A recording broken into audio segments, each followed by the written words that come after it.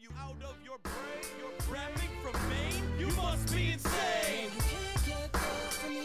or delusional. Please quit the beats and retreat to the cubicle. You must have lost your mind. I mean, those rhymes, they were fine for the time, but you can't. You're from the easternmost, northernmost part of some state. You can't be great. Everybody else with the Metal Detecting channel is also doing gardening. I garden, but I've never done any videos on it or anything like that. I just thought I'd show you what we got here. Got our untilled spot here. I have sandy soil which drains well. Not the most fertile soil in the world, but it does alright by me. See, I got a little bit of trouble with sunlight, and I've alleviated that by cutting some limbs down. Also makes a great beverage holder. And where I don't have the best soil, I got a few bags of manure. I especially use that on like corn and stuff that requires extra nutrients. And here we go with the tiller. Enjoy.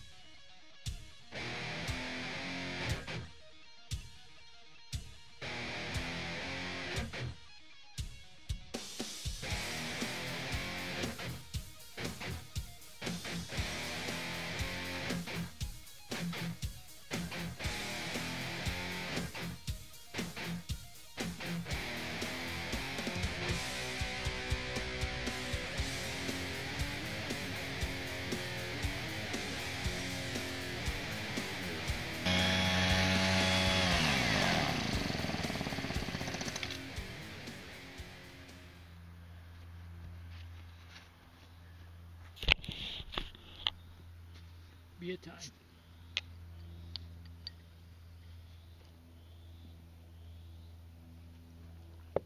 I'm hoping everyone's going to show their gardens this summer with no weeds in it, as that's the hardest part. Once you get it planted, you're going to make sure you keep the weeds out. You'll have a lot better luck gardening if you do. We got a few pine needles in here on this end. I don't worry if I have just a few, but if you have too many pine needles, you're going to change the pH of your soil a lot, and a lot of your plants won't like that. Alright, now we got a plant. This is Hunter, my loyal pet. He needs to get outside a little more by the looks of him there. He's a little bit overweight. He likes to sleep a lot. He likes to bark too when he gets a chance. Is that right, Hunter? Alright, we're putting in corn. And we divide our packages up by 4. I know there's 3 piles here, but the other piles I just planted. That's because we're going to have 4 even rows, and I don't go all the way down with the corn because it's more important.